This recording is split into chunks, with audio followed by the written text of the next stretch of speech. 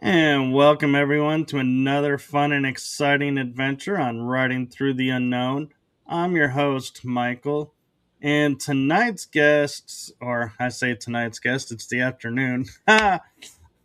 This afternoon's guest, I should say, is a guest you may recognize from being on the energy that surrounds us, and I am grateful to have her on this show as well. She's an amazing guest. You guys are in for a treat with what she is bringing to the show today. And I've already experienced a glitch in the matrix today. Um, so I'm going to hand it off to her before any more glitches start messing with me and I get more confused. So I'm going to allow my guest to introduce herself to you all who may not be familiar with her.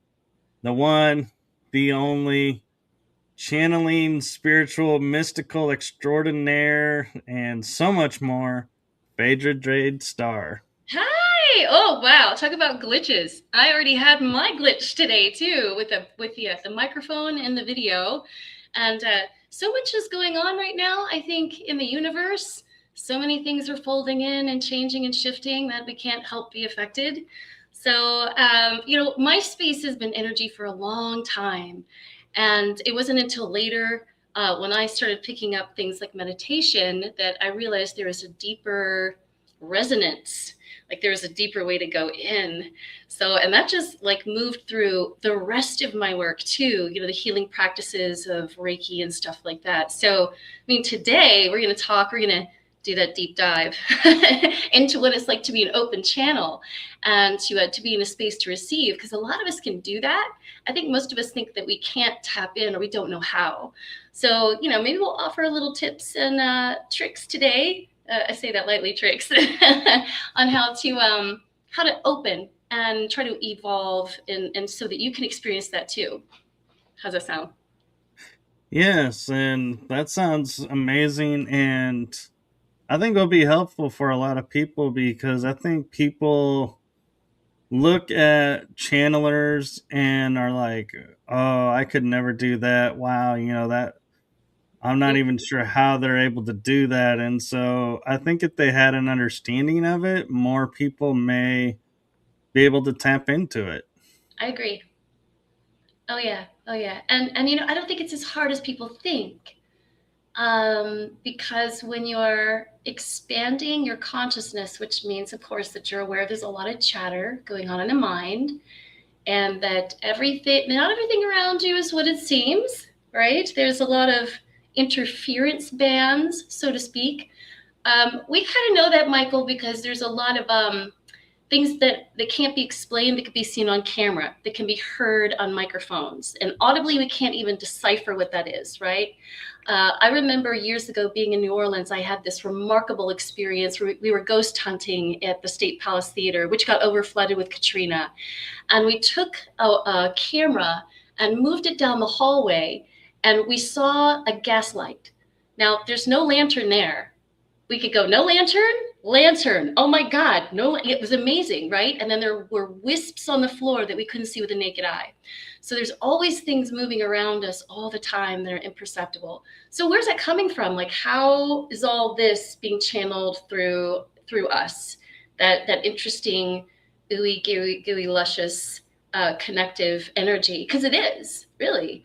And I think, when you're recognizing there's something more, you're like, well, how do I tap into that? Some of us want to be able to see ghosts or be able to connect with the dead. Now, that's a whole nother section. Yeah. But for this, we're opening up to a more divine source. Now, that exists within every being. Even your plants have this too, your animals. We are very blessed to be able to use this capacity to ignite our healing. Okay, so I remember when I was studying to become a Reiki master, and I had my hands there, and I was really charging energy, and I was feeling the vibration, and I was thinking, this is coming from an interesting place. Because I myself can't just go, oh, time to charge in, make this happen. I had to be open to it. And the more I could be open to the channel and receive, the faster it happened. So to be clear too, it's not a concept. It's not like, oh, I need to be thinking about something that's coming through and this is happening. You're not trying to instigate something. You're more open as a vessel. So where I really love this is I'm doing hypnotherapy every Thursday night. It's a little different though. It's a dreamer's mind type hypnotherapy. So I ask my students to just lie down, something you don't typically do in meditation, but in hypnotherapy, that's really important. And the more they can relax, the better and faster this works. Now, the beautiful part about this is I never know what I'm going to do until I get there. I don't pre-script. I make it a point to not have any kind of directive, except I go, maybe we'll talk about grief. Or like last night, it was compassion of the heart. And that's it. The rest of it, left to source, to divinity, right? And the beautiful part is I start coming alive as I'm talking. So I don't know what I'm going to say. And when it comes through me, I start buzzing, and I'm also getting the medicine too, which is remarkable because not only is this happening for my students, but the teacher is getting the medicine through the whole practice. So I'm getting recalibrated as I'm doing it. And I'm thinking, wow, I don't think this is what people understand, is that you don't just offer your hands or the solution or your wisdom. Like, you as a channel get that rebirthing experience every single time. It's pretty fantastic. And so, one question I know I've got asked about when I channeled, and I'm sure you got asked a lot, is how do you keep certain energies from coming in and channeling through you? Oh, yeah. Yeah. Um, You know something? I do a cleansing or a clearing of the energy first. I do like a prayer, not to any particular deity, just an openness to love. And I'm also not afraid. So I don't even really put that perception in my brain. I don't even think about, oh, something demonic could come through, because to me, that would be tapping in. I'm just very clear that what I'm going to experience is beautiful, blissful, and healing. And I feel that vibration links me. See, I think one thing that we get confused about is if we're thinking about the dark, we're also vibing toward the dark, right? But if you're Right. clear, if you're real clear, this is light, this is love, this is energy divine coming through me. I've never had that problem. Let's say I've never had that confrontation either. Now, it doesn't mean that I haven't witnessed it around other people, shadows, intense or dense forms. But that's the purpose of a shaman or a medicine person, right? Is to be able to recognize it and then dissolve it, right? So yes, I would say saging is beautiful. I have a tincture, bells that I use, a singing bowl, even chanting is gorgeous. You're changing your vibrational field. And then they can't enter you. It's just not, it's not in the same ballpark. And so, another question I get asked a lot about with doing energy work or channeling mediumship is how do you shield yourself from getting attachments while channeling, because you are, somewhere, some people will say, I'm not in my body, I'm somewhere else. So, how do you protect yourself while you're out of the body and someone's using it to give their messages and then return you and keep you clean, so to speak? Mm. I use a shield.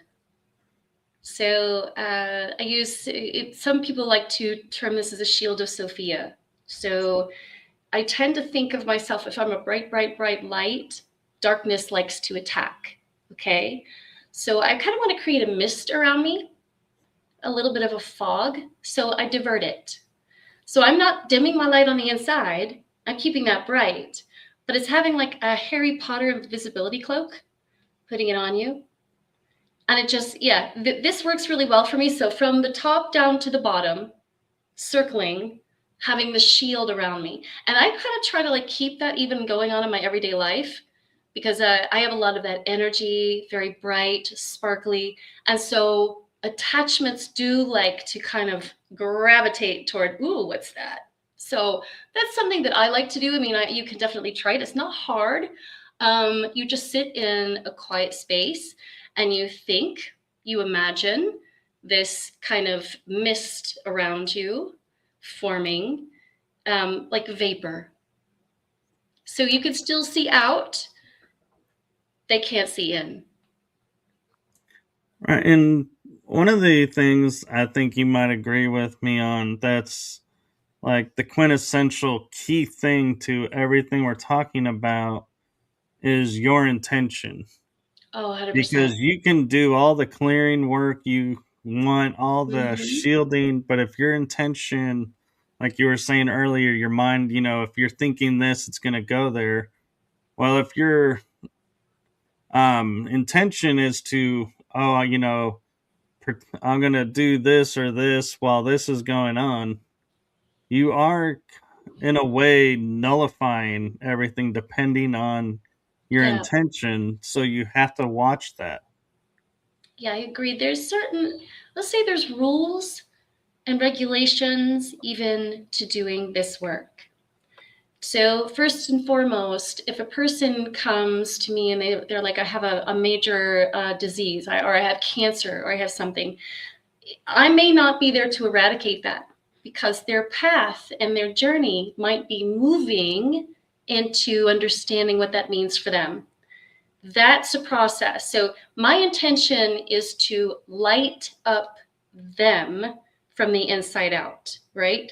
So whatever they need to work on, they can do that, but not to try and take away, or even to some empaths try to like take that in on themselves, which is a dangerous game. So, you know, being completely clear about your intention, you're going into a space where you're honoring whatever they're going through. You're not trying to control or dominate. You're working with someone. So I think too, the practices of mindfulness are really, really pertinent here because if you're thinking with the compassion of the heart, you're not thinking with an ego mind. And the ego mind is always going to go into some precept, need to be superior, need to advocate, need to demonstrate, need to prove something. And the heart doesn't need to do any of that. Simply shows up and does the work that's necessary. And there again, too, Michael, it's also being willing to receive, right? To be able to listen to what's coming to you during the time so that you can make those choices, right? Right. And here's something interesting for you. I don't know if you're aware of this, but like I've started seeing like the word impossible can be also read I'm possible. Oh, And so wow. and when you said cancer, something said you need to look it up. And CER is a word. It's the common definition of it is claim, evidence, and reasoning.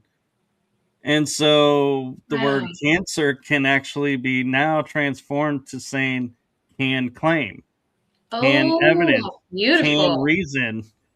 And so I was like, as I'm looking at it, I'm like, because it's like, as you were saying, I'm like, that word has a different meaning, like impossible. And so I was like, does it? And so it's interesting how, as I'm reading that, you were talking about doing the exact same thing of this may be why they have this. And Uh-huh. so I was like, wow, I'm looking up, reading exactly what you're saying, and I'm like, how synchronistic is that? That's the divinity of channeling right there. Bouncing, right? We just had a moment where you were energetically harmonized with what was being expressed to go ahead and validate exactly what we were saying. Yeah. Yeah. And it's amazing, because we talk about, and the other thing with channeling that people have to be aware of is there is power behind the word. And we've always had that expression, be careful what you say, be careful what, Oh yeah. your words, because they have meaning, they have impact. And a lot of people now are starting to point out, how do we know our words? Well, we learn them by spelling. Well, what is spelling? It's a spell. Oh So yes. we're putting the magic to the words growing up. We're being taught that, but it doesn't register in the mind because we don't, it's like we're not focusing to that point. We're just being like told, "Oh yeah, spelling, you're determining each letter." And it's like, "Oh, okay." But that's not exactly what spelling is. And so, yeah, I mean, so there's so many things going on. And so, as you'll notice when people channel at times, they may pause and they're like, oh, we're trying to figure out how to put this concept into words. They'll say, your language for your understanding. And Yeah. it's because, yeah, when you're on one wavelength up here and somebody else's wavelength is here, and you're trying to relay a message, Uh, it doesn't flow always in perfect form. And so there is a delay from them translating yes. to your understanding so you can relay it here. And I think some people view it as, oh, that person's, thinking of what to say next, and Oh, they're not really channeling. It's like, oh no, they're channeling. It's just the language is different and they have to pause to gain the translation, so to speak. that's really true. So imagine someone who's never experienced love before, Michael. How in the world are you going to tell them what that feels like? It's going to be a moment, right? It's way up Right. here. Person's going, what's that? And you're going, hold on. I wish I could just download it.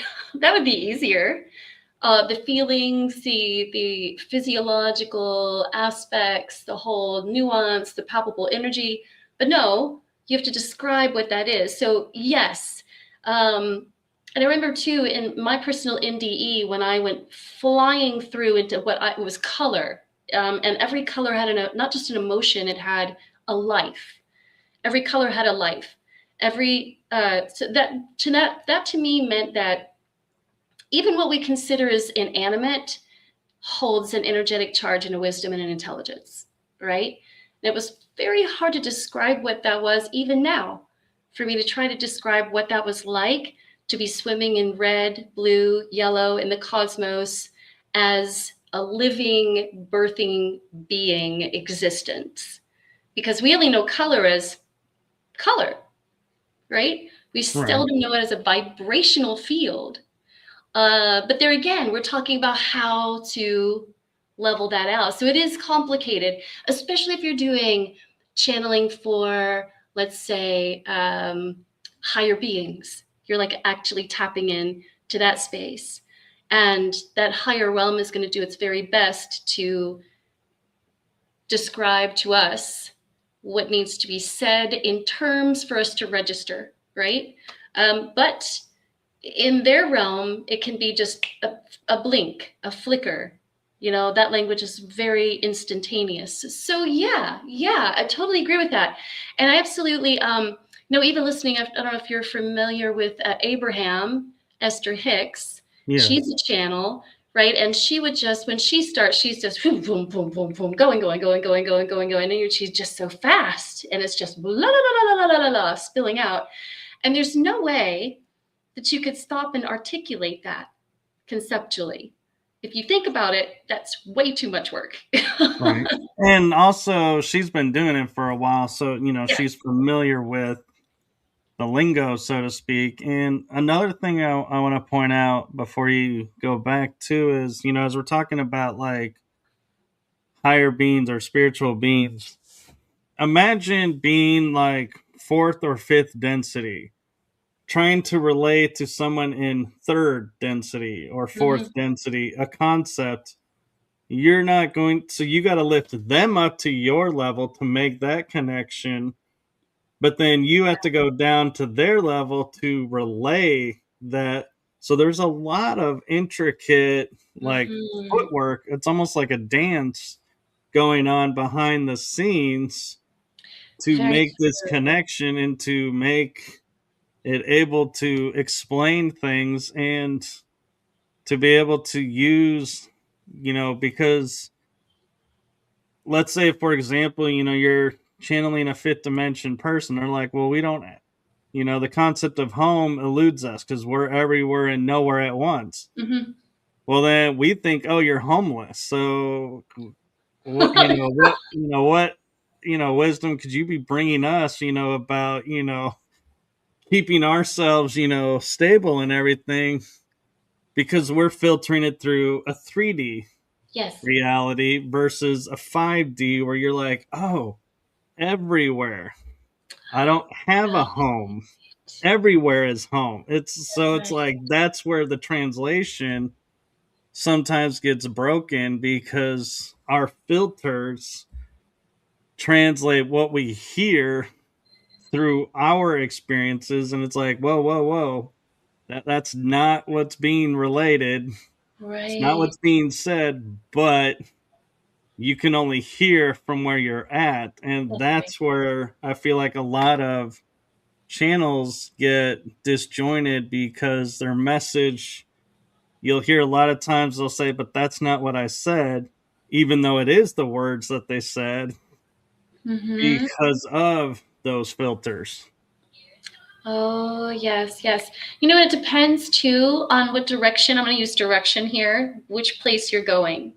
So, as you described before, having to come here, having to come here, having it back and forth, back and forth. But say you need to go into a dimension where someone says, I lost my great grandmother and I would like to have a conversation with her. So then I'm going to say that because for me, that's a drop. Not in a bad way, but it's a drop into a deceased resonance. This is harder. It is for me harder to acclimate back and forth. I get very tired when I got to dip down into that space. Not that it's bad, it's just a different vibration altogether. And so, but in healing, we're way up here. We're tipping it. And you can get, of course, you can get healing from talking to deceased people that you love. You absolutely can. It's just a different frequency. It's a different density too. And your body, you have to adjust to be an open vessel. I don't know if you've ever noticed that. For me, if I have to tap into people that are deceased, I get physically cold. I shiver. I'm like, ooh, this is, it's just my body temperature has to drop down. Something I tapped into yesterday, because I love where this is kind of segueing, is that when you were talking about everywhere is home, and we are fully in every space all the time, connected, and the hypnotherapy we were doing last night was really honing into our desire to always control everything. And I remember this moment where we were deep down on the beach, just taking in the sunset. And what was really coming through in the channel was I didn't control the surge of the water, not how the sun colors existed in the sky, and it's always different. Every single twilight is different. I didn't control what stars I saw in the sky once the dusk hit, and that's also part of being open, is to not try to control what comes through. And I think that's the keynote to real intention and then shysters per se, because you can't filter what comes through, and that might kind of be a little bit scary for some people because they'll have to say, this could just come out however it needs to come out, and I don't know what Mhm. it's supposed to mean, but you're gonna get it, and that's both scary and exciting. I don't mess very much with the spirit realm of the deceased because it's just taxing for me. But blessed to all the ones that can. That is beautiful. So for me, it's always light, star, seed, kind of cosmic intelligence that I feel afterwards. I'm actually really buzzed. I'm very Oh yeah. blissed out. Oh yeah. And I remember a few times when I was channeling, because I would channel Star Race, and I couldn't tap into like the deceased realm because I just don't think that was my mission. So Mhm. I didn't get access. But I remember hearing every once in a while because I would be like, I don't want to remember messages because I know whatever you're saying, Yeah, yeah. I'm not going to be able to translate and make sense of. So don't even fill my head with it.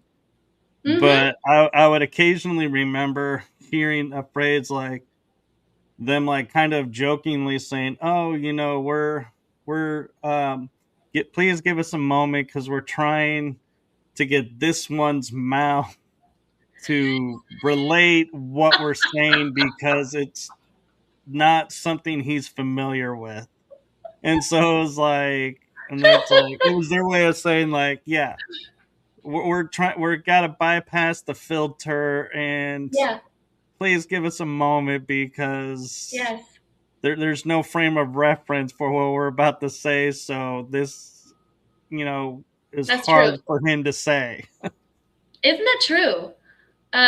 You're dealing with a couple of different. You're first how you can decipher it yourself without deciphering it yourself, right? Right. Because there's always there's a subtle apprehension that starts with goodness. What could possibly come out of me? And because some of these wisdom teachings are just very clarifying. Let's say straight to the point. And I've had that too, where I've had my students go, "Boy, you didn't waste any time. Just scalpel, you know, just take the wart right off," kind of thing. And there's quite a few other channels that do the same thing. A lot of gurus do that, whether they know they're channeling or not. But I believe that they do. They're very clear on a higher state of resonance working within them.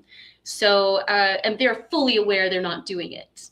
They're Mm. like, this is not me. This is something bigger than myself moving through me. Yeah, yeah, yeah. Well, and something too that people have to be aware of, and I think even a lot of channels don't realize this, is we're bringing in people who are like, in our terms, in our frame of reference, millions of years in what Oh, energy they are. So, and they're taught through energy and telepathy.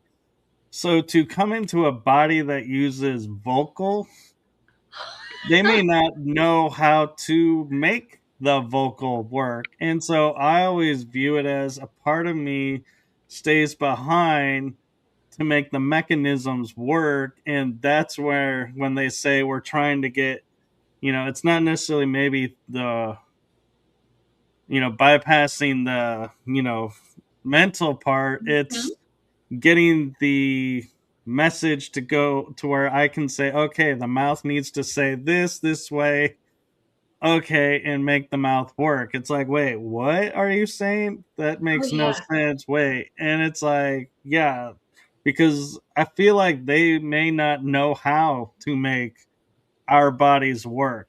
And so part of us, stays behind to keep the body Mhm. working and them able to utilize it. What do you think about that? I think that's brilliant. And then what else also comes to mind is people that sing or chant in a way that their vibration. So instead of being able to articulate with words, they do it with sound. So I've seen that too, where they just bypass the whole capacity to try to decipher, and they just go straight into vibration mode. Um, And I think that's what I understand too about some of these beautiful sound healers that sit down and they just, if they're not trying to make words or context with their words, but you are immediately transported. Do you know what I'm saying? Right. And I feel that, um, and that's because higher dimensional beings can do that really fast. For a space for their healing, they're like, just let's go straight to sound. Let's just hit the vibration button. And that's great for people that can open up, but they do have to, like, they still have to train their vocal cords. They still have to know how to breathe through it to be able to let this come through them for that whole expression to be fully embodied, right? So there are so many vast ways to do that. Also, I think that, people that work with sound bowls and tuning forks and things like that too are also channeling with which area needs attention. Um, it's fantastic. I have a body worker that puts his hands on me and he's like, you're frozen right here, just right in there. And then he's working, at the whole time his body, he's sweating, he's feeling, he's having all this go through him because he's not doing massage. That's not what's happening. It's true release. And actually my body's gone through some trauma, right? And he's feeling that. So I think it can be used in so many different modalities, Michael, right? Right. Singing, touch, drumming, chanting, like all of that is potent healing power. And then, of course, you have philosophers, like Alan Watts or Ram Dass, who are hypothetically doing lectures, but they're not really doing lectures. Like, because you are transported into a completely different space when you're listening to what they have to say. They're going digging deep. Yeah. Yeah, and another interesting fact is I've seen this and experienced it myself to where you may not be feeling 100%, but you're like, hey, these people came, so, out of respect to them, I'll try and make the connection. But while you're channeling, your body is like, whatever was ailing you, Oh, it yeah. stops. And it's like, Yes. so it's like they even will go through and be like, hey, you got a cold here, or your arm isn't really functioning 100% over here. We'll temporarily fix that for you, and Yes. you all of a suddenly become alive like nothing is wrong, and you're perfectly fine. And then when you return, it's like, oh yeah, I'm back to the way I was. And it's like, thanks, you couldn't have left me in the healed space. but Right. Yeah. But that's Right. something too to notice is, that to me is a sign that, yeah, they are really channeling, because the body doesn't, in it like a snap of a Mhm. finger, go, yeah, sore throat, hard, like almost laryngitis type throat, to perfect, and then back. Yes. I think that's the beauty in Reiki. Because when people are, people really do think, oh, I've got these aches and pains and stuff. I've been talking about that too. If you have been able to follow my own journey from cane to dancing, my own disability is, I was just full of pain everywhere, swelling, and I had no idea how to shut the thing off, right? And it wasn't just one thing; it was multiple things energetically, multiple things. So I didn't just go and do some movement. I didn't just go and eat better. There were different facets of that worked together.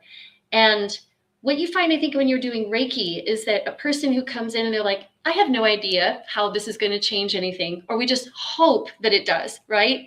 And from the moment they get in and they start to relax, that shifts. So there's let's say, two conduits of energy happening. One through the person who's doing it, the master who's doing it, and of course the recipient, right? And if the recipient isn't open, nothing's going. But what happens is the moment that the whole process is done, within an hour, they go off into a sleep. They just zone out, like they're out for 15 or 20 minutes, and you just let them stay. And it's a recalibration of what's happening. And when they're coming out, what they're shocked about is that what they came in with is gone, and they can't figure out how that happened. Right? There Right. was no physical exertion. There was no medicines to take. There was a very clear movement up through the channel and through the person again and again and again, and tapping in. I've learned this too. It's not just about the Reiki master putting the hands on the person and making things happen. You are activating their own healing life force. You're charging that part so that it gets turned on, right? Because that's how we operate every day. I don't want to give a person one session and then in 2 years they're having this same issue where they're like, oh, I don't know how to get myself tuned in and turned on. Like, you want them to tap in and flip their own switches, so to Right. speak. Yeah. Yeah. And so, as we're talking about like channeling, I know a lot of people say channelers are mediums, mediums are channelers, and I'm like, no, there is subtle differences. Mm-hmm. And one person defined it as a channel brings the energy into the body where the mediums leave it outside of the body. But I think another difference in actuality is, and you can correct me if I'm wrong, a channel hears what's being said and relays it, Yes. where a medium sees what's being said and relays it. And that can cross because that happens with me in hypnotherapy. Is I see it and I hear it both Okay. coming through simultaneously. Oh, there's the picture. Oh, that's what's happening. Oh, that's the path. So because I have a high symbolic visual constitution, and it through the dreamer's mind, both are being activated. So I think you can, because that's my experience, blend those two together. It's pretty phenomenal too, because you literally are walking the journey too. I mean, inside and out. So yeah. Okay. Yeah. I remember. Yeah, I don't remember seeing things, but then again, I always had the agreement that I was off hanging off in their world while they're doing their thing, and so it's like they may have been showing images, but I'm like, I'm not there to see them, so I wouldn't know. I'm like, I'm sorry, you have me in a another dimensional world. I am totally going to go explore. I am Oh not going to yeah. sit and hang out and listen to someone chatter and while like this world is unfolding around me. I'll be like, yeah, sorry guys, see you later. Goodbye. I'm out. Call me when you're done. For sure. Yeah. Yeah. I mean, this is the best. I don't know. This is the best high there is, helping other people. For me, being of service to other people. And it's not a sacrifice. That is a totally different ideology. I step into a space, and even with people that come for Tantra sessions, and that means that I first have to know where their space is, what it is they need, because we're talking embodiment here. What is it Right. they're struggling with, right? And through that awareness, my own switches get flipped on. Oh, that's what they need right now. And there it lands, right? So I tell people, bring a notebook and don't ask me to repeat it. I won't be able to. Right. You know? Yeah.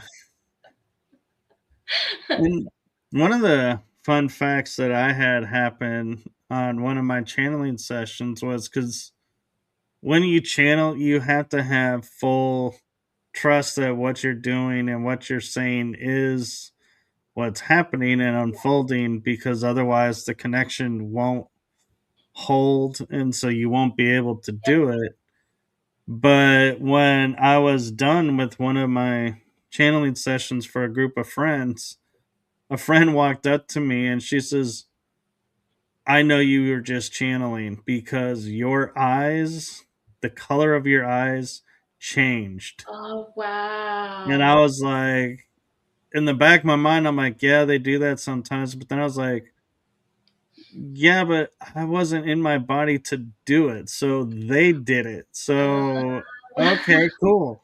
They were, so it was like a secondary validation of, yeah, they were really in my body Oh my because gosh. that's something that you have to do from Hmm. within. It doesn't just happen. That's right. Well, my eyes are typically closed during my sessions because I'm going super deep in, so I wouldn't know. I wouldn't know, but I can only assume that there are definite changes. And of course, if you've ever seen people that have done the kind of mediumship that you're talking about, where uh, ectoplasm has been expelled from a person, and their whole being is uh, part of this thing. It's remarkable. If you can think about that too, I think that's also part of our fear is if they have that much control, what else could they do? Right. Um, so, and I do believe, being a priestess too, that you do have to be mindful. There are all kinds of vibrational energies around you. Always, you have contrast.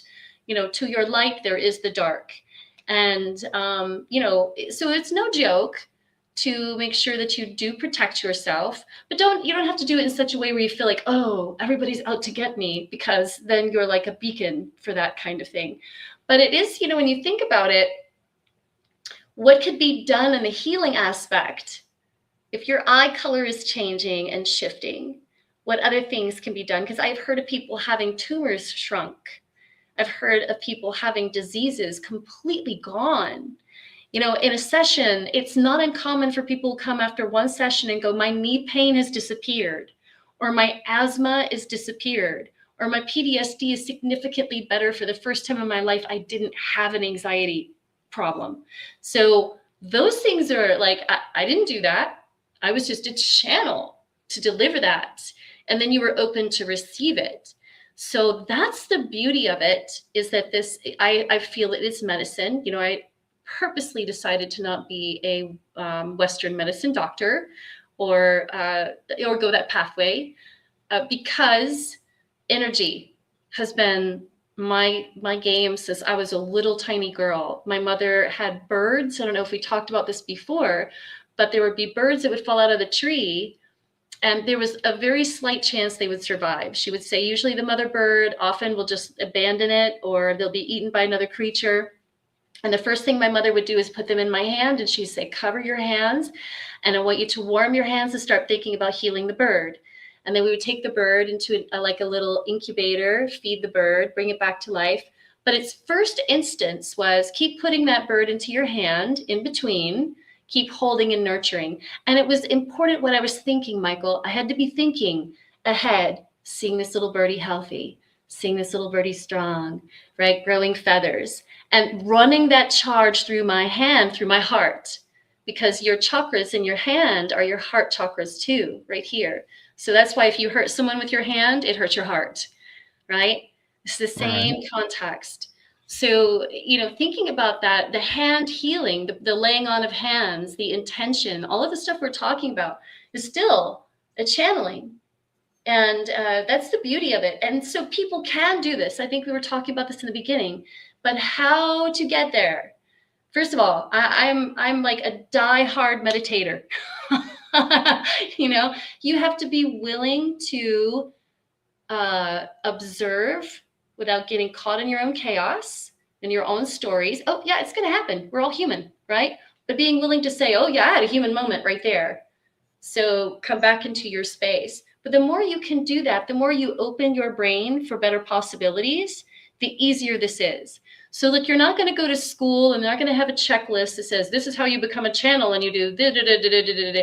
They'll say, meditate, sit quietly, observe, contemplate, study with the compassion of the heart and mind, because the heart is the one source, the one mind that should be listened to 24/7. But our brain gets in the way and says it's the other way around. Yeah, and what do you think about the theory that, people who read tarot and oracle cards, are actually channeling. Totally. Totally. I used to read the Fairy Oracle on Jackson Square in New Orleans. And there's no like pamphlet that says swords and pentacles and this means this. That card is pure intuition. You pick it up, you sit with it, and you go, uh-huh, okay, this is what this means. You've got a lot of deception in your life going on. People don't often like being told the truth. And so Yeah. most people will try to sugarcoat it. But if you're really channeling with the deck, then you're oftentimes getting right into a person's because people are like, am I going to win the lottery? Am I going to fall in love? And you're like, well, the lottery is pretty, it's pretty tiny. Okay. Falling in love, if you're headed in that direction, there's a good darn chance you can. Now, Yeah. but you still have work to do if you want that love to be something that's maintained and going to grow, right? You come in with the same ideas, you're probably not going to be in love for very long.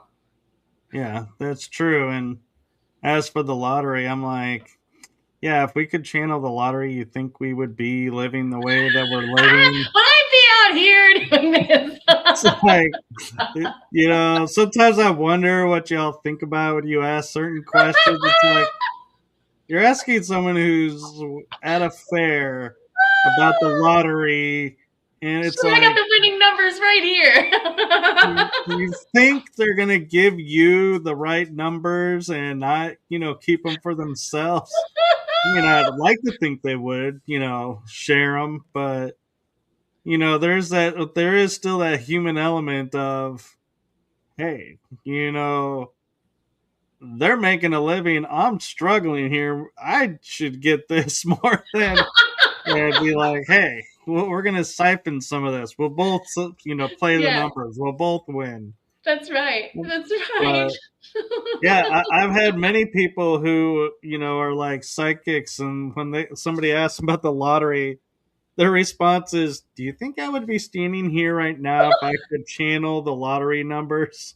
Oh And man. everybody in the No. room starts laughing. But it's the truth. It's the thing that people don't realize is Mm-hmm. if we could manifest this in this way, then lives would be different. It wouldn't be up Huh? here and going, okay, yeah, oh, here you go. And the other thing too is I want people to understand, like, when you are in conversation and all of a sudden you say something in your mind, you're like, where did that come from? Or Oh what yeah. is that? Or, if you watch my shows, a lot of the questions I'll ask are like, I get compliments from people saying, you ask great questions. Well, I'll be honest, a lot of the questions that I, come up with aren't here or Oh yeah. here. They're Right. from up there. Oh yes.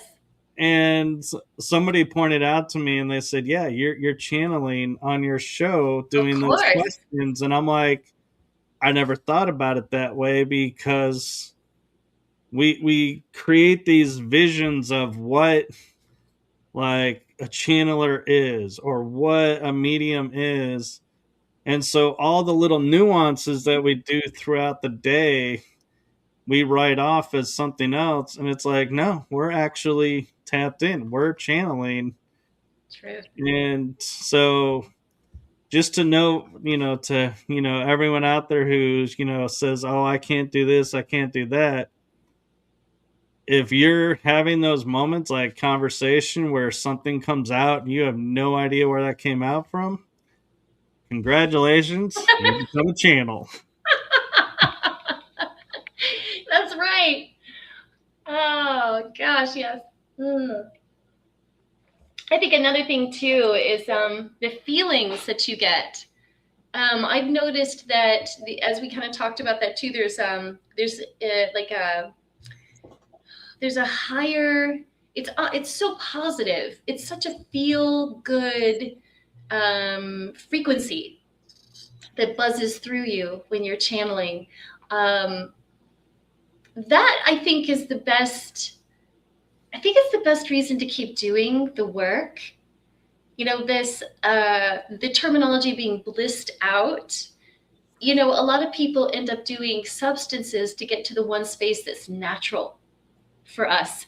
And even Right. if you're not doing something like, even if you're not a master channel or whatnot, you can still tap in by being present in that field, right? Why do you think that all these people congregate to teachers like Muji Baba, or in these spaces where they're under healing modalities, right? Because they may not be there themselves, but they're tapping in. And I think the more that you do that, it's like going to the gym and making a muscle stronger.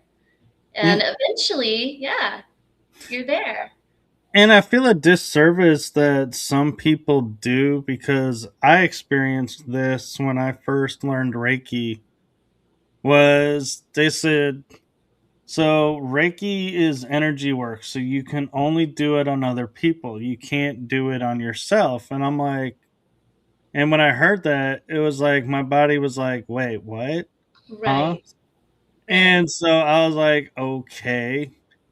And so I was like, I just put it to the side. And later, I started using it and wasn't realizing that I was using it, before I even knew how to use it Mm-hmm. as well in life. But I think, too, something that, is different for channels is you learn it by you're doing it on yourself. Or if you have a friend who's willing to help you, then you can develop it that way. But yeah, the trick is you have to get over the mindset of I can't do it on myself because Mm-hmm. that is actually how you develop it and how it Yeah. really grows is because you're doing it to yourself and reading yourself or Oh, yes. getting guidance. And it's like, boom, every time you say, oh, my intuition told me this, hey, welcome to the channeling world. Oh my Or gosh. a voice, I heard a voice in my head say this, welcome to the channeling world. Mm-hmm. And Yep. that's, that's what I mean by, we're so tuned out and, told, oh, that's not this. When in reality, it is. Absolutely. How many times have you been guided and directed to a teacher you needed to know? Came out of thin air, right? Right. Just you're like, I never heard of this person before. Maybe this just dropped into my feed, or a book appeared, right? Or like with me, I had a student who said, have you ever heard of Eckhart Tolle? I was like, who? Right? And then I experienced one of the worst tragedies I had, and I had a dream, go get that book now, right? And it's Right. exactly what I did. That was a direct incentive. That was a tapping in. And once I started that pathway, that's never stopped. I would keep like, I would just pay attention. Michael, that's the thing. Most of the time it comes around and people just dismiss it. They go, oh, and we go, wait, slow down. Because there's relevance for the reason that those people showed up in your life. There's a Right. definitive message in there. There's a guidance and there's a healing in there. And if you can take that and slow down and realize there's nothing more important to do, that leads you on the path to other things, because we're all growing.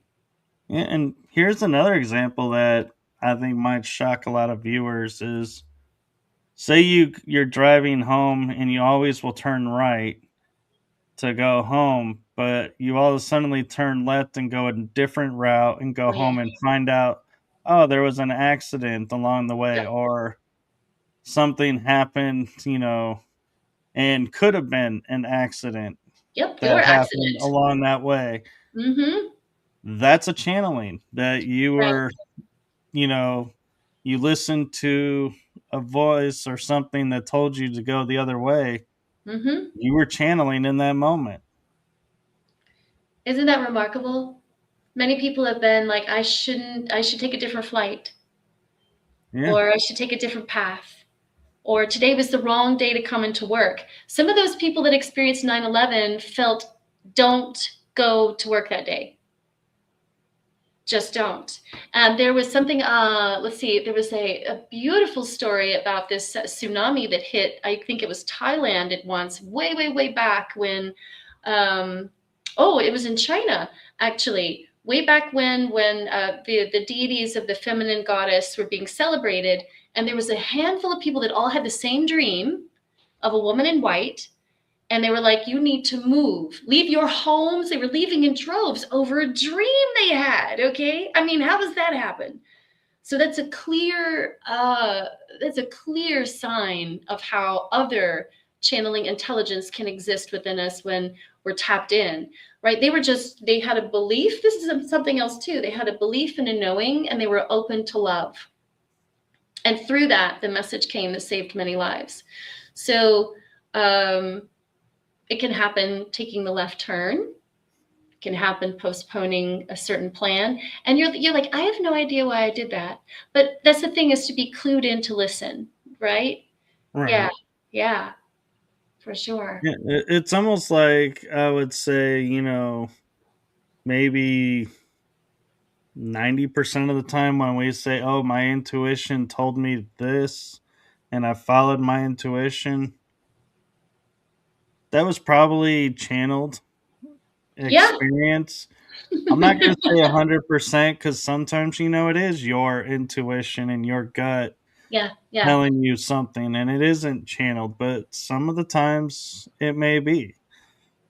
And so, the thing that I would think that it comes down to is you got to trust yourself, trust, that you are in tune with your body to know that if something resonates, go with it. If something Yeah. doesn't resonate, there's a reason for that and walk away. Yeah. And that helps so many people in everyday life, and situations could be avoided, like you could be at work and the boss is trying to entrap you in something so that he can do something that isn't above board, so to say. Mm-hmm. And if you start walking towards the door and you're like, something doesn't feel right, veer off and avoid it, because yeah, some things you don't want to be involved in. Yeah. Or it could be simple like that, or it could be somebody else could have been in there that even the boss didn't know about, and he could have had been getting ideas for later, and something could happen in another way. Yeah. So you never know who and what the feeling's coming from. You just have to trust, avoid it. And I'm not saying, if your boss ever calls you into your office and you don't want to go in, say no, because that'll definitely get you fired. I'm just saying, be aware of your feelings, and Yes. just, Yes. if you have to go in, just be guarded. Don't agree to anything, that you Right. don't feel comfortable agreeing with, and just watch yourself. That's important. I think too, we can, with time, women can really tap into, women and men can tap into when energies are misaligned. And half the time, people act out of desperation. And, they are not clear of the red flags, which is that inner something isn't quite right. Just being able to take more time to ascertain if this feels good or not, or because you know what, no one has to jump into anything, right? And it's always, I think for us, it's learning how to tune in and trust, as you're saying, trust ourselves. Self-trust is huge, because often, of course, we don't trust other people, but it really starts at home Right. with us. Yes. And one thing I'm going to say that's probably going to blow a lot of women's minds and guys' minds, because the society has taught us, when it comes to the term like intuition, we only hear of women's intuition. We never hear the male's intuition. What we hear is, well, men trust their gut Oh, yeah. and women have intuition. Well, newsflash, it took me 38, 40 years to figure this out. It's the same thing. It sure is. And so when women say, I can't operate, like a guy from the gut, guess what? You do every day. Mm-hmm. And when men are like, well, you have this intuition I don't have, well, guess what? You do. Your Yes, you gut. It's your do. intuition. And so Yes. when you realize that, some of the things that you think about that this person does that you don't aren't capable of start becoming capable, and you start realizing, oh, I already do that. Yeah. And it's True. because our language is designed to keep us separate and Uh-huh. keep us divert, in like a world of diversity and separation instead of unity. We take words that mean the same thing, but they don't sound the same, so we don't think they're the same, and Mhm. it keeps dividing us. And it's like, nope, there is no division. And Right. just like communication, there, men process things differently than women, That's not a bad but thing. you know if we understood how each other thinks and talked, like my mom would always say, her mother told her, you lay the cards on the table and a spade is a spade. If Ooh. you had that communication, you would realize, it's not as hard to communicate and understand each other, but we keep thinking from these Uh-huh. differing ideas and make it harder than it needs to be, in my opinion. Yeah. Yeah, we And do. so we need to start switching to a mode of doing, the new term is called active listening, and Oh, yeah. hearing what they're saying and not thinking in the conversation, oh, what do I need to say next? We, Right, right. Because if you're too far in your head, you're not in your heart, right? I get this. Um, it's actually not an easy process for people to stay in their body. I think we're told to not be in our body. We are given so much license to be a brainiac, get back in your thinking cap and stuff like that. But it's like your body is wise, really, really wise, because it doesn't actually really care what your thought process is. It's like, oh no, no, this is truth, this is hurt, this hurts. And then you have to understand why you have a pain in your arm, or why you have an ache, or why you're having so much anxiety and it's in your chest. I mean, you have to slow down, because it's always giving you signals, right, all the time. um, we do tend to think so much of him and her, black and white, and it does create a rift. We do have different ways of modalities of thinking. True, men are more linear and direct, and women are more cyclical, and we circulate the emotion. That's what we do. And so you yeah, can't say, oh, women quit being so emotional. Well, that's who we are. right, And not to say men are not, they are, and they're totally allowed to be. But we are really, really connected. We are, when we're in utero, we're the same. We are not actually, those parts of us that become male and female don't become determined until a little bit later. So we all look exactly the same. They've even shown that like baby cats and dogs in utero look the same. It's interesting. yeah, We are so much one unit. And I think that's the beauty of the channeling too, is it's not particular to its gene pool, right? It's like all are welcome. right, Again, everyone can play. Yes. yeah.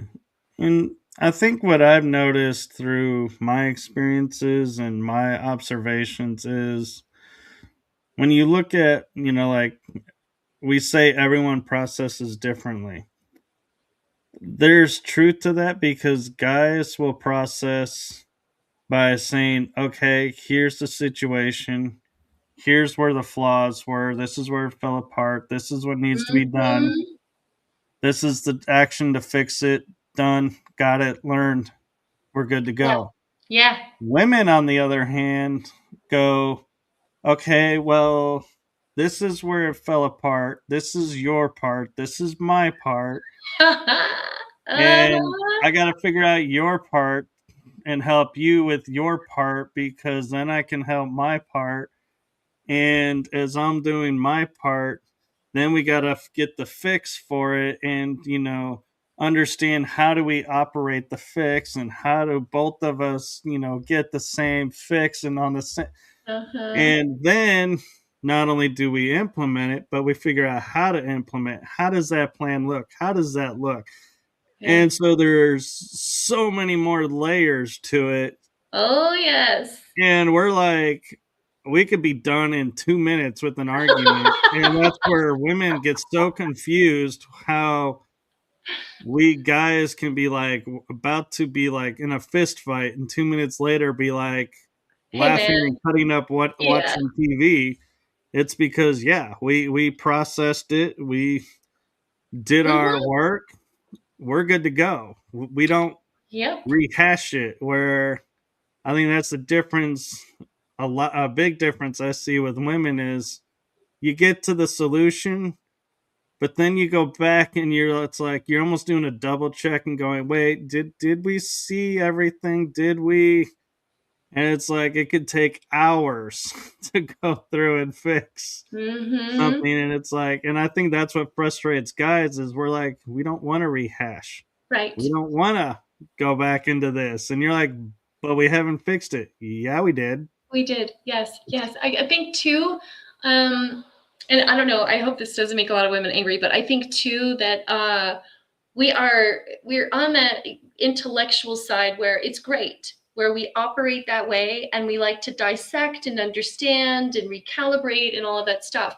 But there comes a point where we have to slow down, where we have to realize, are we too far in our heads? And what's our heart saying? Because some of this stuff is just it's monotonous ruminating. You're on the merry-go-round, and at some point I think this is why men try and slow things down and go, can I just help you fix that? Just and we're like, no, don't help me fix anything. But we do as women, we're like puzzles. Like we like to make sure this never happens again, or what did you really mean when you said that, and what kind of place was I in when you said it, and and we make this beautiful tapestry out of it, and it can be kind of exhausting for a guy, honestly, because like I said, he's very straight to the point. Let's just figure it out and be done with it and not hold on to it. But I think for women, there's a slow burn to it, Yeah. and It's so almost like yeah, it's almost like guys do the tapestry, but we have a finished product and we're like, great, done. Check that stamp off the of list. approval. We're good to go. Next one. Yes. Where women get the tapestry and they're like, I'm not quite so sure this is the right tapestry. Let's, look a little bit more and decide on, is this right? Or, what changes can be also made now that we see this. And Mm-hmm. it's like, that's where I think another difference is like, we see the final product, we have it. There's no need to go back and go Yeah. into it. Yes. Done. Tapestry looks great. Women are like, you can make 5 or 6 tapestries out of one situation. And it's like, and Uh-huh. then what annoys guys, and I'm not kidding. This is what's to me is I die laughing all the time I witness this. Is you will make 6 tapestries, let's say, for a scenario, and then you go, that first one really does sum everything up, so we should go with that. And it's like guys are like going like this and going, we established that like 2 hours ago. This is Yeah. the issue. Yeah. You go through it. It's like you have several options and then decide on the one you started with. And we're like, why don't you just save yourself time and All the finish trouble. I with know it. the first one? Yeah. Oh, yes. Um, Maybe it's the ride, love. Maybe it's the ride and getting there to figure out, that the first one was the best piece of all. But I mean, look at the beauty of all of that too. Is that we get so many different possibilities, don't we? Yeah. Through it all. It's just knowing when's a good time to stop. Yeah, That's the heart. I was cracking myself up the other day because I was looking for something online, and I was looking at Amazon, and I had like five different options for this one thing that I was looking at. And I'm sitting there and I keep looking and I keep reading everything and I keep looking and I keep reading. And I go, oh my God, I was starting to act like my mother did You did. and being indecisive. And I just closed everything and said, okay, look up what we got. That's what I need. That's it. We're done. Mhm. And I was like, Oh yeah.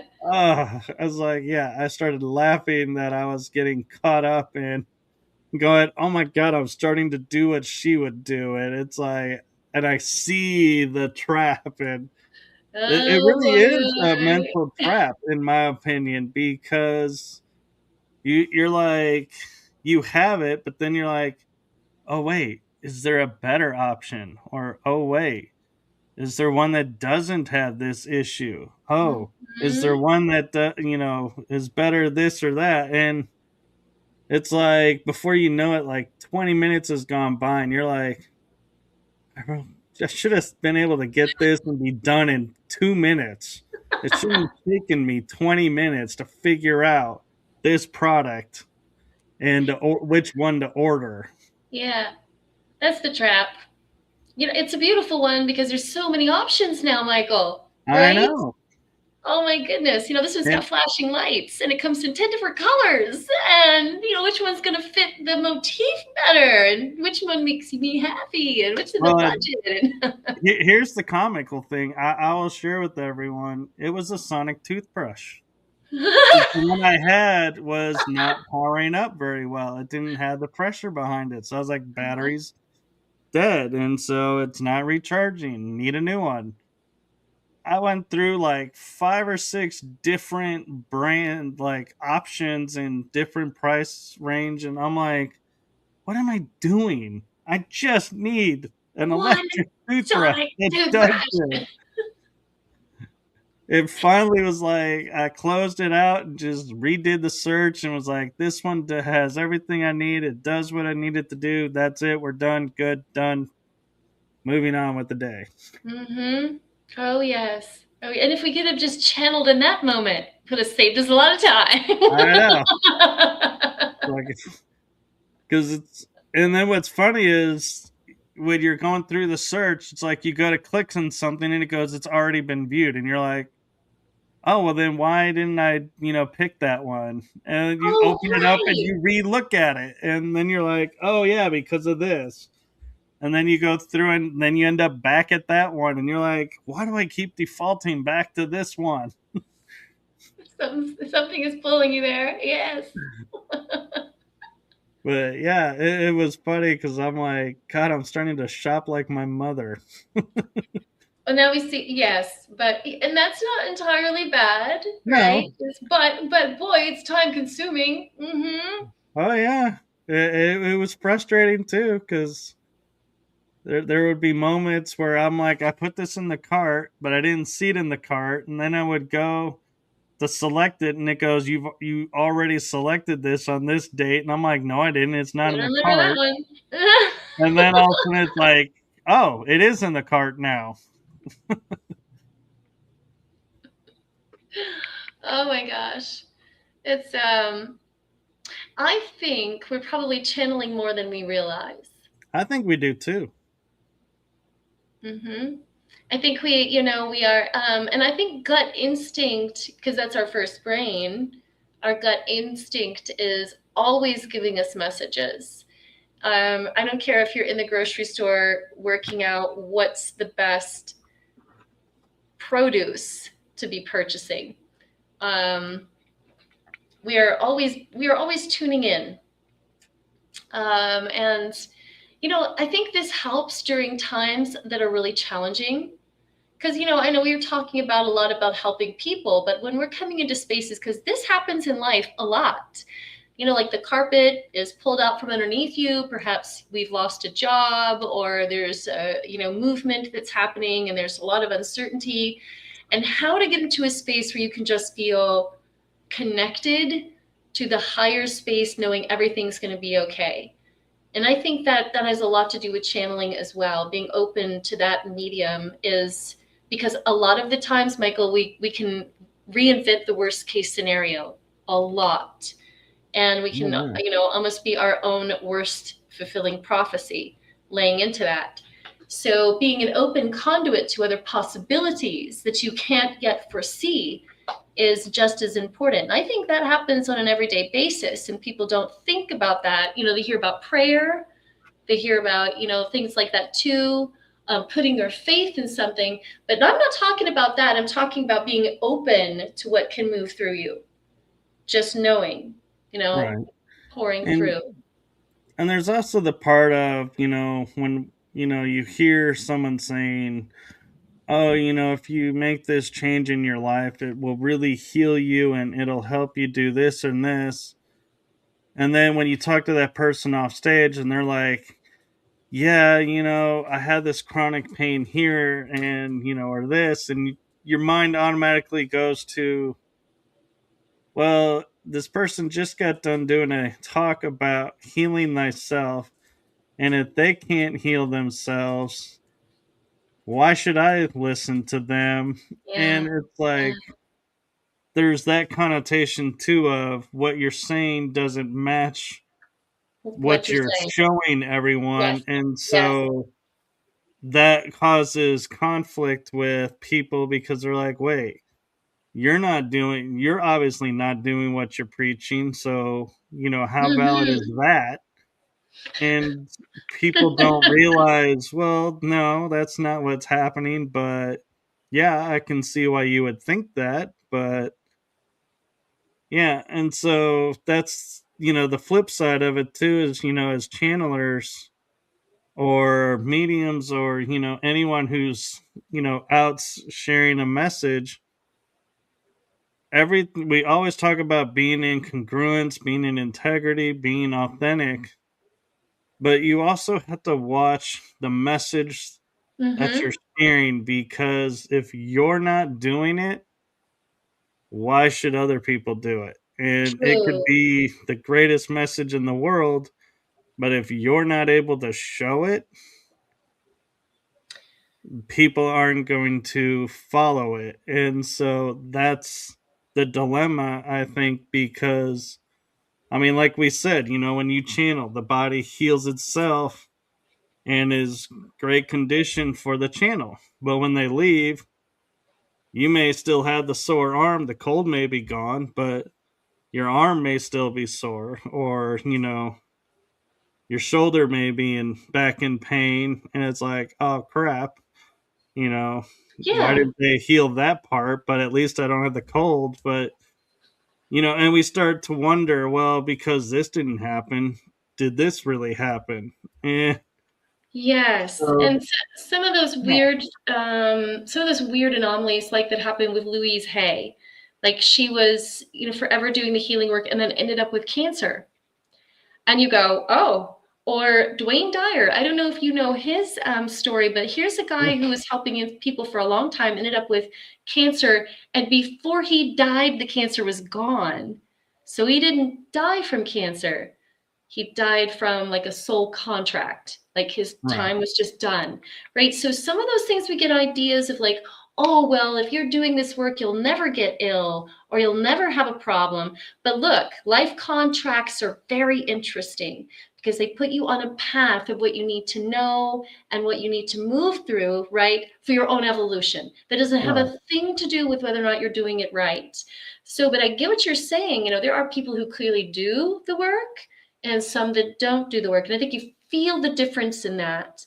And, I remember Salma Zadora, the first person I learned Tantra from, she actually committed suicide. This was really hard for me because I thought, if you killed yourself and the work that we do is about self-love, how am I supposed to take what you've just taught me and really, how's it supposed to have weight to it?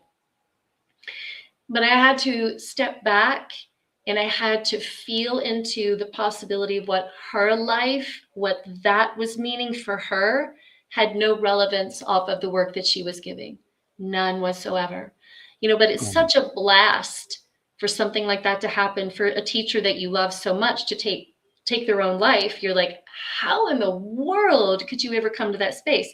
But she also had some other conditions that were making those things very challenging for her. So it was kind of a building up of stuff. And again, her life journey, right? Her own passing. And I actually can't sit there and hold that against her. See, because then I'm not practicing the love that she was integrating. So it's really interesting. Yeah. It is, and it comes into a fundamental that I learned and had a hard time coming to terms with, but finally did. And man, did life change when I did. And that is truly not being attached to an outcome. Mm-hmm. And what that looks like is, for example, doing this show. If I was attached to the outcome, I would be like freaking out. Oh my God, did we talk about this enough? Is this coming off clear enough? Are people really going to listen to this? And is this topic really, a topic that people are interested in? Yes. And all these stories will start coming in because you're focused on a particular outcome and avoiding another outcome. So you're playing two different scripts Mm-hmm. on top of each other that are in conflict of each other. So it's like you're constantly feeling stressed, constantly feeling disconnected, constantly feeling, pulled in Yeah. different directions. And you're like, oh my God, it stresses you out. It creates anxiety. Where if you approach it from the stance of who's going to hear this episode, is the one who needs to hear it, and those Right. that don't need to, when they need to, will find it. That's not being attached to the outcome. That's just stating, okay, yeah, if, the people watching it that are watching are getting what they need, great. Yep. If they're just watching it to watch it, that's great too. But the difference is you're not stressing over the outcome. Correct. Yes, correct. And that's going And, to make it hard to be a channel when you're too far in your head thinking about how it should all be turning out. and often I wonder, and again, this is not a medical diagnosis, this is just my observation, is a lot of people that have anxiety attacks or high anxiety, how much are they trying to please everyone around them and not Mhm. focus on themselves, and are getting pulled in so many directions? And that's why they're going through what they're going through. They don't necessarily need to be medicated. They just need to relook at their priorities. But again, that's just my observation. I'm not telling anybody who Right. has anxiety to, stop what they're doing and do this. Right. No. No. I think too, it's that kind of thing because I dealt with that a long time. Um, because if we don't feel safe, we want to control things. If we're used to our world delivering an anvil from the sky, we're hyper vigilant, and being hyper vigilant causes anxiety. What's happening next? Oh, I need to control this. Oh my goodness, I hate uncertainty. It feels unsafe. So if you get back to the core root of that, is again self-trust. Can we open enough in our own understanding to go, I'm not only okay, I've always been okay. I'm going to be better than I was before, or the situation will be better than it was before, because it always seems to move in that direction if you can open to it. If you're, this happens 100% of the time. If you are weighing into worst case scenario, guess what pops up? Worst case scenario every time. So anxiety really is playing on those two hemispheres, like a tight banjo string. So breathing, pausing, being comfortable with being uncomfortable for a little bit, because depression follows anxiety. Both of them come flashing at each other because, one's depression really is that being stuck kind of in that past mode where things didn't work out right and you're worried that they won't happen again the way they should. And anxiety is the future. Oh God, so they're smashing on top of each other. But here in the center, right, that's where the divine source comes through, because this exists right now in the moment, here. And the brain will do what it's going to do with the stories. And oftentimes, Michael, we get so freaked out. We're like, okay, but look, if I'm not controlling things, how does anything get done? It does, doesn't it? I mean, you don't forget that you need to brush your teeth when your teeth are like, need to brush my teeth. You get it. If you're hungry, you eat. If you're thirsty, you drink, right? And if you need Right. to make a decision, you make it. So, and our world is charged in those two hemispheres all the time, depression and anxiety. I mean, I'm saying this because as a person who's a holistic worker, you would think after doing this for 2 decades that we would see a decline in both of those, and we don't. We've seen it elevate. So Right. we know that, but we have a deeper understanding now. We really do. We have more of awareness on what that means. We're doing more meditation mindfulness practices. Doctors are now recommending these practices as well to say this is something that you could do this non-medicated. And we suggest that you do it because it has lasting results to it. Right? Again, And, yeah, and I'll share my personal stress, story that I had was I lost my dad and I was like, what can I do as a tribute to him? And we always enjoyed watching shows of people, talking about disclosure or, something that wasn't, mainstream thought. And I was like, he always thought, why don't you do that? And I was like, I always said to myself, that's not my field. I don't have a stake or, a familiarity with that. I don't right. think I could. Well, when he passed in a for a month, I was like, nope. And then one day I woke up and I was like, I'm gonna do a show. And I'm gonna try and I'm gonna do, 10 episodes, just two a month, test the water, put my toe in. If it makes, it makes. If it doesn't, it doesn't. But I was like, now I got to get guests, but who's going to trust me to come on because nobody knows my name in this field. Oh my goodness. So, this, I'm like, I'm going to burn. This is, doomed to fail from the get go because I'm a nobody. Nobody, I have, nobody's going to come on. And it got closer and closer to, the time I wanted to start the series. And I was like, oh my god, I only have three guests now. And do I start this because I don't have guests? And what happens if I don't have a guest? What am I going to do? How am I going to make this work? Yes. And I finally, one day, it's like something clicked in my head. And I was like, you know what? I'm stressing over nothing. If I've already told myself if this makes, great. If it doesn't, I'm okay. I Yeah. tried and I can hang my hat on at least I tried.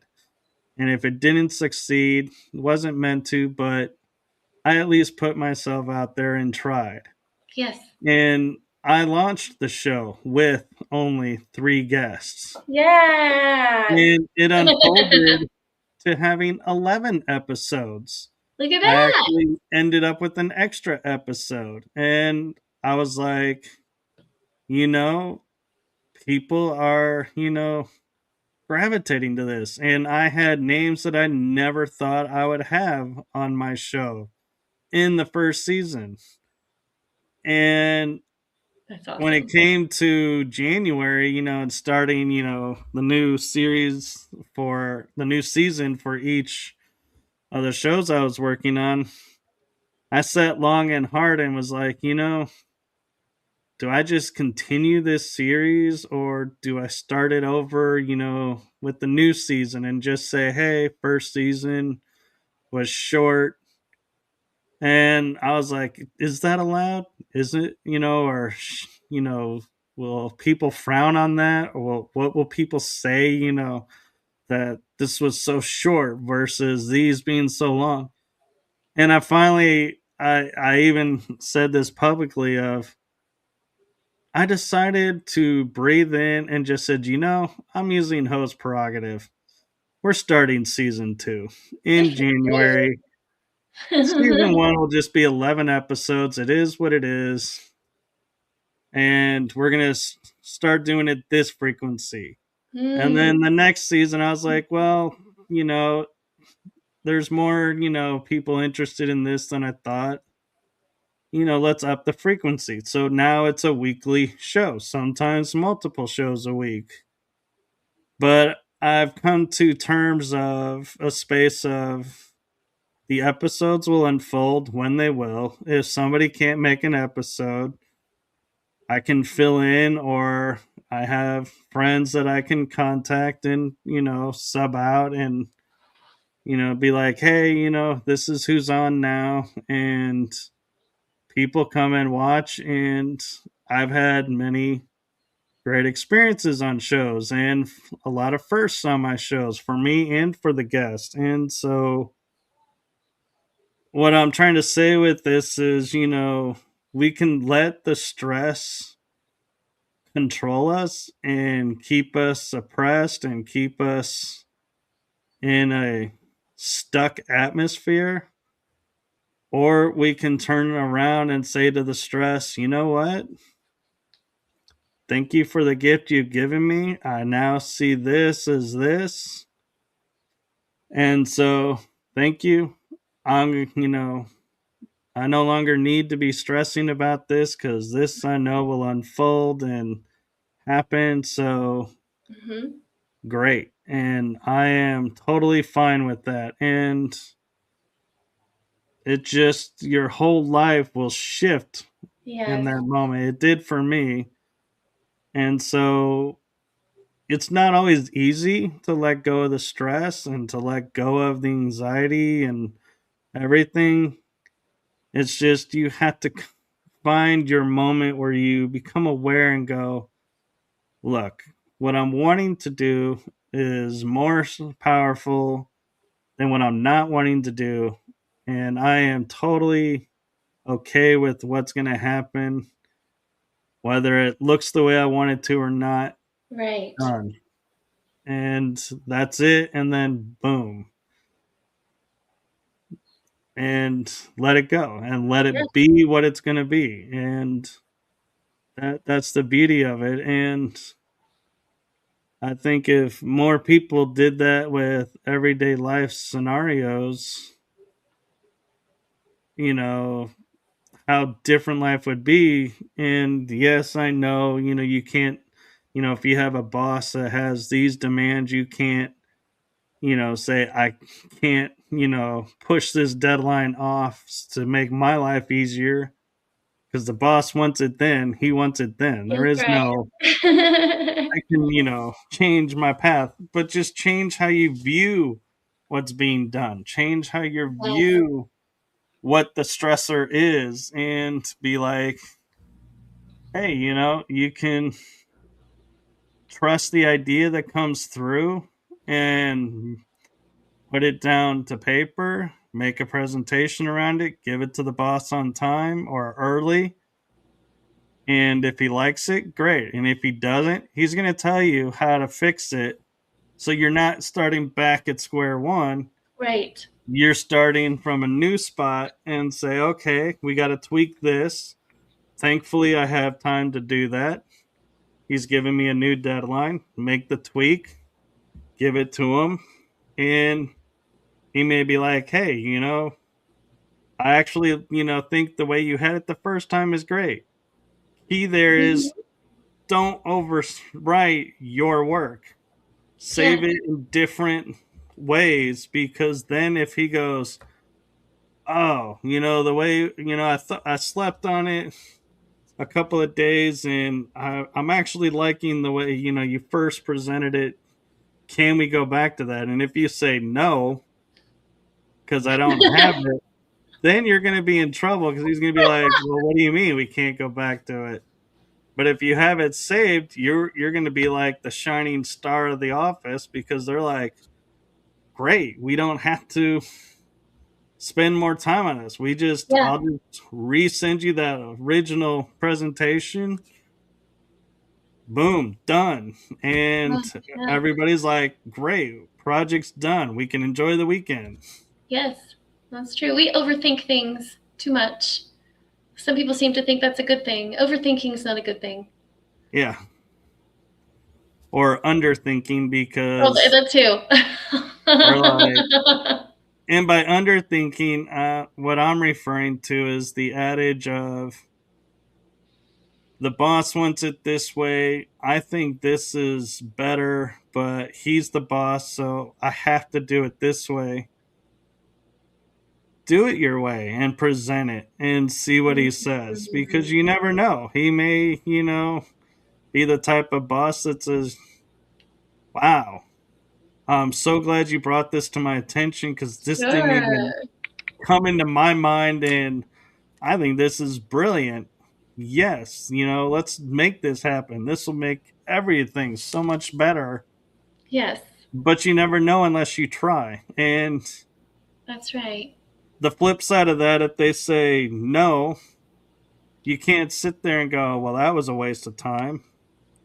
You just have to look at it as well, not this time. Maybe next time it'll work out. But at least I tried, and believe me, and when it comes around to the boss looking at changes that are going to be made, the people that move ahead that you look at and you're like, oh, this person is the kiss ass, or oh, he's, doesn't really do work. How's he getting ahead of me? Most likely is because he presents things that you don't. He speaks Mhm. his mind and shares his thoughts. And if they don't work, he just sets them aside, gives them what he wants, doesn't complain, and, you know, does everything where you being, stuck in your head and going, well, I'm not being appreciated. Nobody, you're Oh, not yeah. giving me time with my ideas. They're taking that idea over mine. That was a waste of my time. Well, yeah, Mhm. you're presenting to the company. You don't want to be, chosen, so to speak, by your words. So you got to watch that and, Yes. change. That's what we mean by change how you approach the projects and approach Yes. Yes. the atmosphere because everything is being watched and observed and taken in. And so if they see you in the meeting and you're like, you have a spark of an idea, but you stay quiet, they're going to be like, well, that person doesn't input. So they're not a team player. So we're going to, pass on that person. Where the people that speak up, even if they're bad ideas, hey, at least they're contributing. Right. That's Right. the difference. Oh, and Yeah. I just realized we're at an hour and 40 minutes. Oh my goodness. But and as I'm told I've been infamous for is this all can be tied back to channeling too, because Mhm. if you are a channel and you're just starting, you can't be afraid to deliver the messages you're getting, because if you're afraid how it's going to be taken, they're gonna, it's gonna be a struggle Right. getting that started, getting the flow, getting them, groups to come and want to talk to you because they're all gonna talk to each other and be like, "Hey, Phaedra is great. She is open. She shares. She doesn't try to control the message. This person over here, though, is afraid, and it Yeah. we can't really use this person because the connection is too Mm, much energy on us to try to make and hold. right, right. So they're going to be like, oh, well, then, yeah, we don't want to try that either. Let's go over here. And you're going to struggle until you let go of Uh-huh. that control Mhm. factor and the doubt factor. It's work.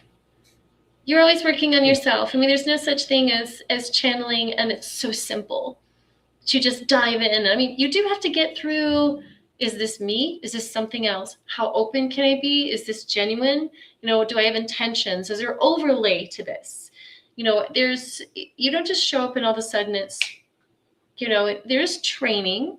We need to talk about those things too, that, um, we do have to be careful. This is one of those things that where people, when you think about shamanism, which is absolutely both, the channeling and the medium, uh, both.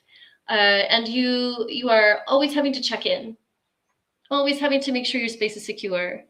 So there's a lot of responsibility that happens with this, but the turnout in being able to do this work is phenomenal. Okay, because it's not just like you. To me, this is a real doctrine, right? You come in, someone needs you, you can give them what comes through you. It's what they need, it's delivered. There's an impact, an immediate alignment, a shift right away, and there's an elevation between the two of you. Right. And again, I want to touch on, when we say discernment, if you're channeling and all of a suddenly you're getting a feeling of something's not right, and they're giving a message to someone like, yeah, change the radio while you're driving because what song is on is really important and that'll help your energy and everything. Well, that energy is putting that person in harm's way, because you should never be changing radio stations and searching radio while driving. And so I would question, hey, maybe you need to pull that energy out, try again, with Yeah, somebody else. That yeah. wasn't the right energy. Whereas if you're, listening to something and you're getting a good feeling and you check in and they're like going, oh, when you're, experiencing this, take a moment, think about, where's a place where you felt truly happy. Mm. Hold that. Hold that memory Oh, yeah, and that's what go they're to there that for. place Mhm. when you're feeling this. That's actually beneficial. So I would say keep that energy and Yes. keep going with it. So that's the discernment, is you got to pay attention to if it's turning around and, harm is going to come to someone through this message. That's not a message you should, or energy you should be Yeah, using. They yeah. should never be wanting to harm anyone, let alone the person that they're talking to. That's right. And so that's what we mean by discernment, is trust, what you're feeling. And if something doesn't feel right, let that energy go for something else. Yep, yep. Don't keep it because that's who came through. That's right. That's right. The memories are there for that reason, because sometimes we have a hard time getting to those spaces when we got a lot going on. So if you can jump, if you can do a little jump into a space. I remember a meditation, um, and it was, you imagine someone you truly love in front of you. It could be a puppy. It doesn't even have to be a human being, but something to evoke that kind of feeling. It's truly beneficial to get your alignment, your resonance in play. And then expanding on that once you tap into it, you know, it's quite beautiful. Yes. Yes, and so I think we've covered a lot about channeling I do and too. trusting the energy and all the different aspects that lead to channeling and during channeling. So one thing though, I don't know that we've covered really, and that is when you're done channeling, Mm, what recommendations do you have for people to let go of that energy so it doesn't become an attachment and ground themselves to back to their normal yeah. energy level? Yes. One thing that I like to do is I like to offer a space of gratitude. So I always bring my hands in prayer. You know, when I touch my forehead, which is an acknowledgement of all that's come in. You know, I hold my hands over to my mouth because that's the speech by which this dialect has come through. And then I make sure that the hands come to the heart. And I just pause in reverence. That's what I'm walking away with. It can go, it can do its thing, but I'm left with the medicine and the energy that's been inside me. I also use the bells. I'll clear the space, you know, and it's not to say the space needed clearing, but it's a kind of a sounding bell of this is final, right? So that's one thing. And you don't have to have a big bell. Some people have little bells. Some people have singing bowls. Some people just have prayer. Because even if you don't have a bell, just have prayer. But bring it in. You know, you don't have to be religious. That's not what I'm saying. It's just honoring the space that you're in and giving gratitude. And that kind of just seals the practice for you. And it's simple. It's very simple. Yeah. And so, what advice do you have for someone who, let's say, did a channeling, say, 3 o'clock in the afternoon, but then they got up and went to go run an errand because they realized the time, and then they started dinner, and now it's like 8, 9 o'clock at night, and going, oh my God, I never closed the space from the channeling. What advice Mm-hmm. do you have for that scenario where you're like, oh my God, is it, you know how do you close something that was created hours ago and you've been all these different places now? So let's remember this is a responsibility. Hello, this is a responsibility in part when we channel. Listen, you wouldn't go to the toilet and forget to pull up your pants, would you? Sometimes you might, depending on You what wouldn't go hour into it public. is. You wouldn't go into public. You'd make sure that you pull your pants up, right? Okay, Yeah, because and so this is the same thing you have to relate to. If you're going to leave your pants down around your ankles, you've left yourself undone and exposed. All right? So it's as simple as making sure you pull your pants up. You do that yeah, by you only need a breath or two. You don't need a big elaborate a ritual. You don't. You don't. You can as simple as thank you, thank you, thank you. It is done. That's it. You know, and if you can't do that, then I'm going to say slow down in your process because channeling requires us to have that much responsibility, right? So that's what I'm going to say. Use that symbology because you really are exposed in the worst way. By you're being left wide open, you haven't sealed the gate, and you haven't given reverence, closure, right? So pull your right. britches Yep. up. Talk about closure. Or like, hey, Animals are amazing. they are. But I love that because there are a lot of times where we get caught up in the energies of what's going on and we forget to close something. So the fact of you remembering, whether it's hours, minutes, days Yep. later, that you can simply just go, oh, my apologies, thank Uh-huh. you, space is closed, That's right. and that's it. That's And it. you don't have to do Like you don't have to go and recreate the session and going, okay, now guys, we're here. Thank you. Goodbye. It's like those chances are they probably checked out long ago anyway. Yeah, right? But Oh, I'm sure. I doubt they're in the wings sitting there going, is this person ever going to hang up this phone? I'll do it for you. Yeah. They're probably like 30 seconds later. They're like, yeah, you forgot. Bye. We're Yeah. out. You're End on your own. call.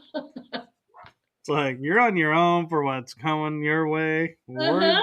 doing our thing. Mhm. Yes, yes. So it's not, I know that certain rituals can be very elaborate, but often what I tell people, even in the work of magic, is that you only need one thing, and that's yourself.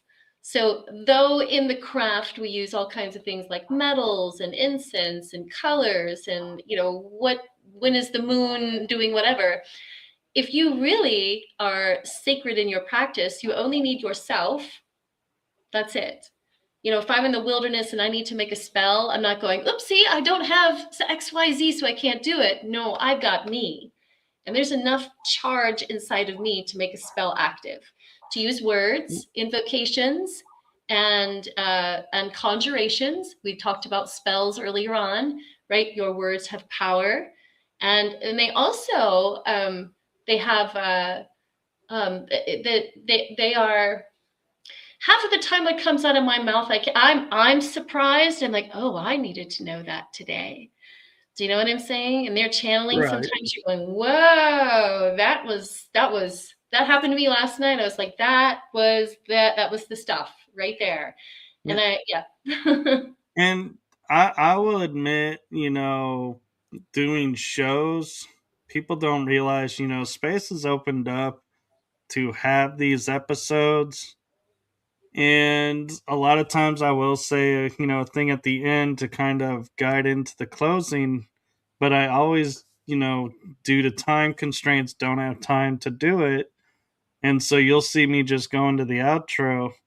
Well, I have an intention set with upstairs, if that's what you want to call it, or up Yeah. there and here, that any energies that were called in or came in due to this episode, when that outro starts or when the live stream ends, the connection ends. Yeah. Yes. And Yes. it's as simple as that. And I don't have to remember to do something. I can have it, as we said, contracted to do Hmm. that. Exactly. And everybody honors that. And so it can be as simple as to say, oh, I'm going to start doing channelings on YouTube. So when the YouTube feed ends, please disconnect and go about your days or Yeah. what you're doing. I will go about mine. And you don't have to say it every time. You can That's right. have it by intention or gut for the guys to do that. And so that's another thing, another way of saying, yeah, we don't have to have the ritual. It's just that is something for ourselves. They don't need it. You can make agreements Hmm. and they will honor those. That's right. Definitely. Definitely. Ah, this has been fantastic. It has. And I just want to say, and transparency and from a place of gratitude, the way this episode unfolded, I thought was like the funniest, but yet most touching and amazing experience for me as a host was I was just, doing my normal thing.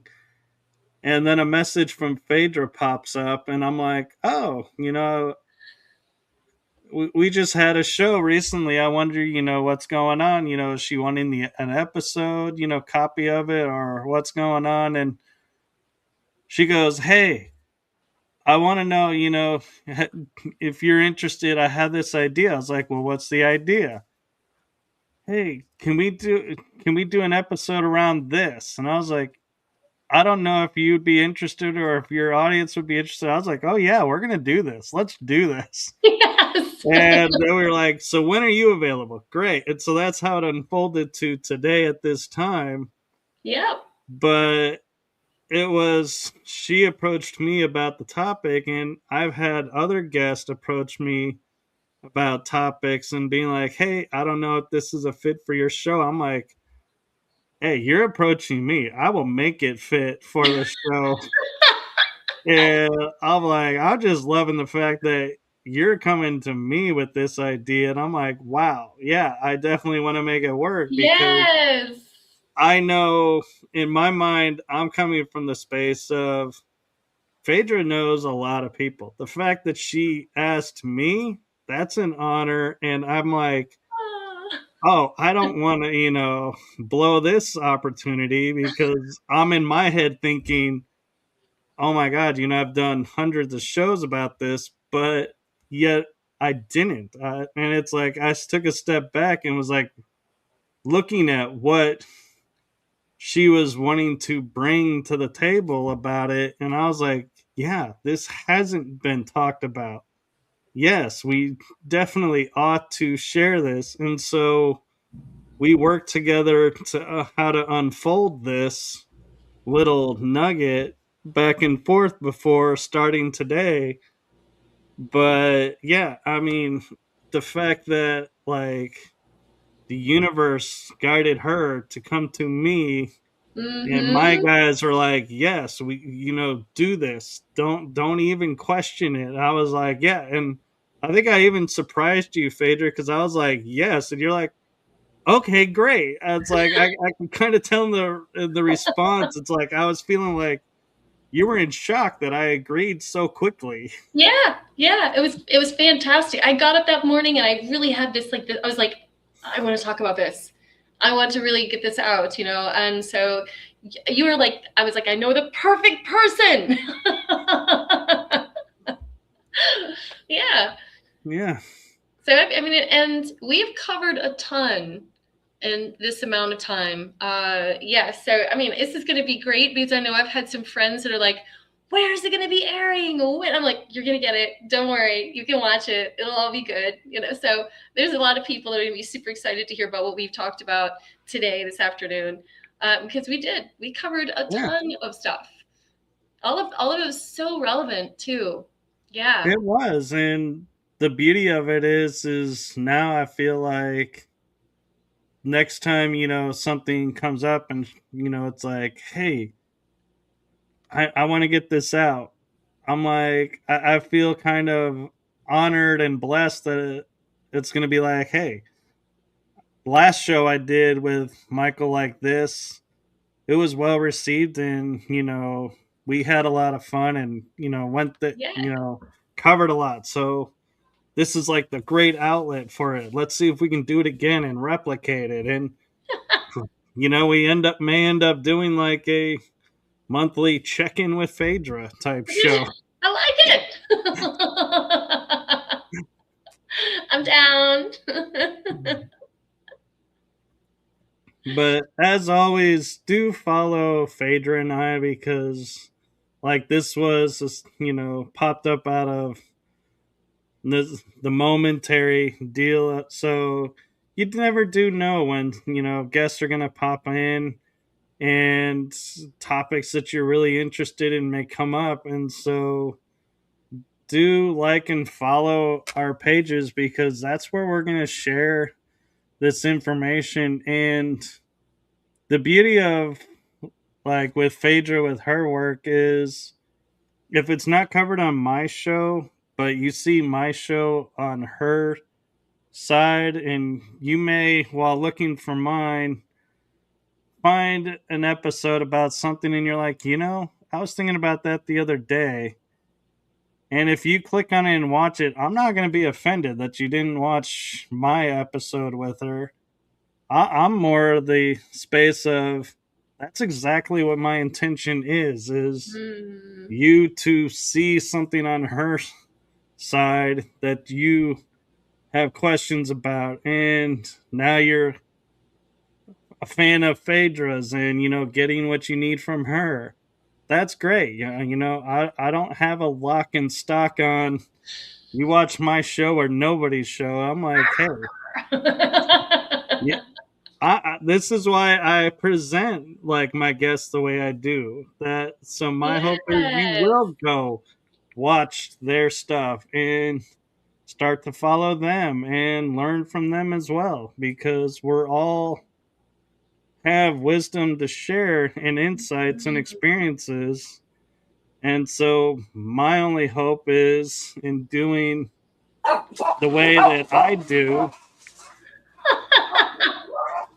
that it brings that. And I just realized what's going on is Wednesday, the lawn guy usually comes, but he actually came today and it's about the storm. So the dogs Ooh. weren't telling me, hey, the lawn guy's here. So the alarm's going off right Yeah, now. I love it. yeah. So thank you, Phaedra, for Thank you you. know bringing this to me and allowing me to be your platform to bring this out to the world. My pleasure. Absolutely. I can't wait to do it again. Yes, same here. And so I look forward to the next opportunity. And as always, from my heart and the heart of my shows to you, Phaedra, thank you for what you're doing for humanity. Thank you. My It's pleasure. seen, felt, heard, appreciated, and thank you for being you. Thank you. You too, Michael. Thank you for the work that you are doing. It's absolutely fantastic. I love being on this show with you, and I love all of the goodies that you bring. They're so beautiful. I appreciate you so much. Well, thank you. And with that, I'm going to say to everyone, as Jason just said, happy Friday. Have a wonderful weekend. Have blessed rest of the day. And we will see you next week for shows. And whenever Phaedra's shows are, if you subscribe, you'll get alerted to them, so you won't miss a thing. That's the fun of being the follower, is you get alerts, so we know when our stuff is coming out. That's right. Yep, you guys have a great Friday. Yes, and thank you again. And with that, I'm going to say good night and good afternoon, everyone. And if you're in an area like I am where the sky is turning really dark at this hour, be safe Yes. and just enjoy the solitude if you're on your own, or enjoy the company and just listen with your hearts. Beautiful. Thank you. And with that, we're going to say good farewell, Good and I'm going night. to start the outro so we don't get caught in an Irish goodbye. That's right. All right. Bye bye, everyone. All right.